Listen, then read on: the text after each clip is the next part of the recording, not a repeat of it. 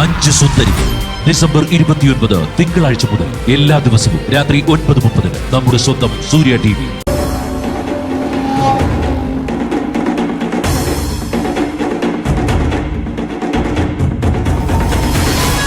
നീ എന്താ ഇവിടെ നിൽക്കുന്ന? എനിക്കിവിടെ ശ്വാസം മുട്ടുന്നു. എനിക്ക് മിണ്ടാനും പറയാനും ഇവിടെ ആരെങ്കിലും ഉണ്ടോ? ഇവിടെ ജയന്തിയും സൗന്ദര്യം മീരയൊക്കെ ഇല്ലേ? നീ അങ്ങ് മുകളിലും അവര് താഴെയാണെന്നുള്ള ചിന്ത മനസ്സിൽ നിന്ന് കളഞ്ഞാൽ മതി. നിനക്ക് അവരുടെ കൂടെ നടക്കാൻ കഴിയും. ഈ ബോറടിയും മാറും. കൈലാഷിനെ പോലെ എല്ലാവരുടെയും തോളത്ത് കൈയിട്ട് നടക്കാനൊന്നും എന്നെ കൊണ്ട് പറ്റില്ല. അങ്ങനെയാണെങ്കിൽ ഒരു കാര്യം ചെയ്യ്, മുക്ത തിരിച്ചു വെക്കോ. ഞാനൊരു ടാക്സി അറേഞ്ച് ചെയ്യാൻ കഴിയുമെന്ന് നോക്കട്ടെ. ഞാൻ ഇടയിൽ കയറി നിൽക്കുന്നതുകൊണ്ട് മാത്രം കൈലാഷിന്റെ ആഗ്രഹം നടക്കാത്തത്. ഞാൻ ഇവിടെ നിന്ന് പോയാ പാർവതിയുടെ അച്ഛനോട് കല്യാണക്കാരി സംസാരിക്കാൻ കൈലാഷിന് പിന്നെ തടസ്സങ്ങളില്ല. ജനഗണങ്ങളോട് ഞാൻ കല്യാണക്കാരി സംസാരിക്കാൻ പോവാ. ആ സമയത്ത് മുക്ത എന്റെ കൂടെ ഉണ്ടാവണം. അത് കഴിഞ്ഞിട്ട് ഞാൻ എവിടെന്നെങ്കിലും ഒരു ടാക്സി അറേഞ്ച് ചെയ്ത് തരാം. മുക്ത വാ. എവിടേക്ക്?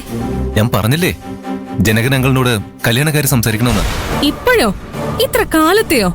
പാർവതിയോട് എനിക്ക് അവളെ ഇഷ്ടമാണെന്ന് പറയാൻ തുടങ്ങുമ്പോഴും അവളെ എനിക്ക് കല്യാണം കഴിപ്പിച്ച് തരണമെന്ന് അങ്കിളിനോട് പറയാൻ തുടങ്ങുമ്പോഴും എന്തെങ്കിലുമൊക്കെ ഡിസ്റ്റർബൻസ് ഉണ്ടാവും.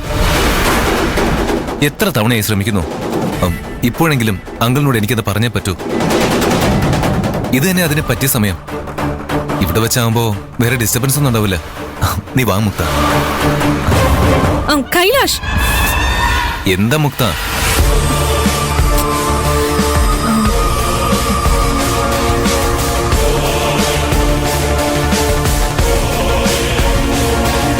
മുക്ത, ഞാൻ പാർവതിയെ കല്യാണം കഴിക്കുന്നത് നിനക്ക് ഇഷ്ടമല്ലേ? അവളെ ഞാൻ കല്യാണം കഴിക്കുന്നതില് നിനക്ക് എന്തെങ്കിലും താല്പര്യക്കുറവുണ്ടോ? താല്പര്യക്കുറവോ? എന്തിന്?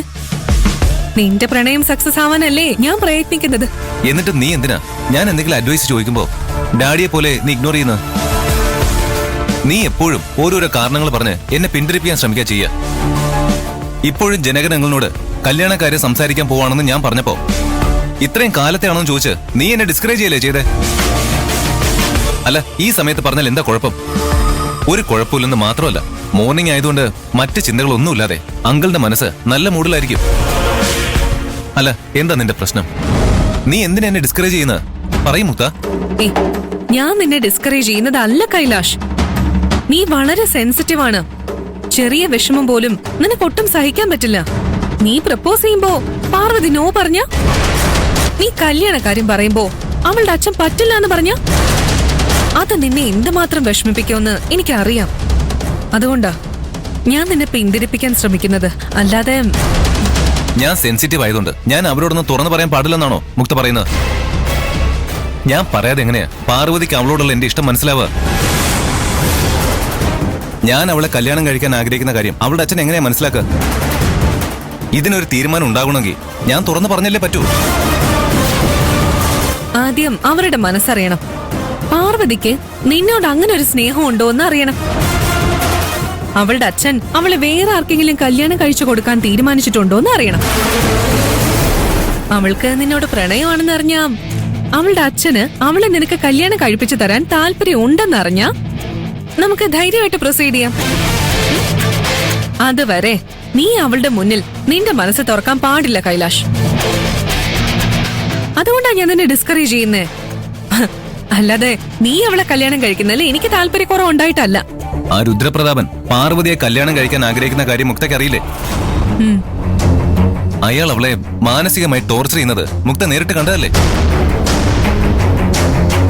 ഈ അവസ്ഥയില് ഞാൻ കല്യാണക്കാര്യം പറഞ്ഞ അങ്കിൾ അപ്പോ തന്നെ ഓക്കെ പറയുമെന്നാ എന്റെ വിശ്വാസം. എന്തായാലും ഞാൻ അങ്കിളിനോട് പറയാൻ പോവാ. മുക്ത എന്റെ കൂടെ വരുവോ ഇല്ലയോ? കൈലാഷ്, വരുമോ ഇല്ലയോ അത് മാത്രം പറഞ്ഞാൽ മതി. ഇനി വേറൊന്നും പറയണ്ട. കേൾക്കാൻ എനിക്ക് താല്പര്യമില്ല. മനസ്സിലായി? എനിക്കൊരു ഹെൽപ്പും വേണ്ട. ഞാനേ ഒറ്റയ്ക്ക് പോയി സംസാരിച്ചോളാം. കൈലാഷ്, കൈലാഷ് നിക്ക്. കൈലാഷ് അയാളോട് പറയും. കേൾക്കുന്ന നിമിഷം തന്നെ അയാൾ ഓക്കെ പറയുകയും ചെയ്യും. ഞാൻ എന്താ ഇപ്പൊ ചെയ്യാ? ഒന്നും ചെയ്യാൻ കഴിയില്ല. എനിക്കിനി ഒന്നും ചെയ്യാൻ കഴിയില്ല.